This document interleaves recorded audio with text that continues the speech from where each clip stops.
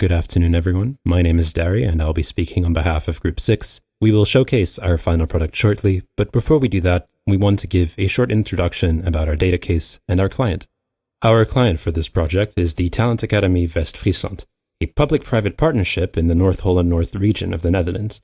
Our client posits that the region, North Holland North, has been pleading talent for some time now, namely vocational and higher education students. Hence, their primary concern is to figure out how to retain this talent in the region. Our task in all this was to gather data relevant to this issue and visualize it for the client. In order to accomplish this, our client gave us a list of questions that they wanted answered in regards to data.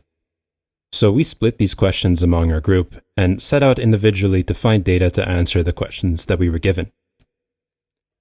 What you see on screen is a visual representation of this data that we found after we gathered it, stored it, filtered it, and eventually visualized it in the form of different graphs. Because our client was interested in a number of different demographics, namely students, youth, and working professionals, we decided to split our dashboards into two main different categories, professionals and students. Let's start with the professionals tab that you are looking at right now. The Professionals tab is further split into two subsections, the Youth section and the Adult section. On the top left half of the Youth section, we see the total number of youth split by those who are holding jobs and those who are not. We also implemented a drop-down list so that the user can switch between the different years, limited to the years that we had available data for, of course.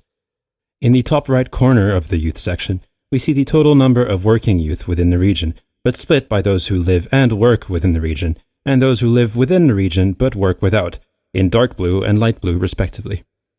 For the adult section of this dashboard, the bottom left graph shows the total number of working adults living in the region from 2018 to 2022, and the right-hand side of the adult section is simply mirrored with the youth one.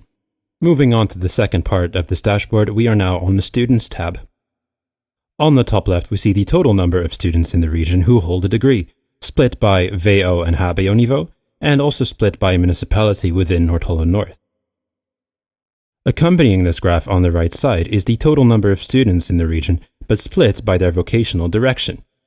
This is expressed as a percentage of the total population, so we place the actual number of students on the top left of this graph for reference. As you can see in the top center of the dashboard, you can select the different school years. This allows the user to see the difference between every school year for the top two graphs of this dashboard. As you can see for the bottom part of the dashboard, these graphs are already split in years, so these tabs won't affect them at all. Moving on the bottom left, we have the total number of students with diplomas, but this time the total for the entire year and not split by municipality. The bottom middle and bottom right graph are actually quite interesting. They represent the total number of students that were able to find jobs, but split by how many years after graduation it took to find them. We have three measurement points for this: 1 year, 3 years, and 5. The main difference then between the middle bottom graph and the right bottom graph is that the middle one shows this information for those within the region and the one on the right for those without. Finally, the third tab in our dashboard is the Prognosis tab. This was our very limited attempt to build models that will help us make predictions for changes that will happen in the near future in the region. However, we came across a couple problems, least of all that we simply didn't have enough data over the years. You can see that as soon as we get into prediction territory in these graphs, that the graphs level off and don't really represent anything real at all. Still, we thought it was interesting to present this, at the very least showed the titles that we thought were interesting, separated into groups that we thought make sense, so that one day, if our client finds better data, better models, they may be visualized here.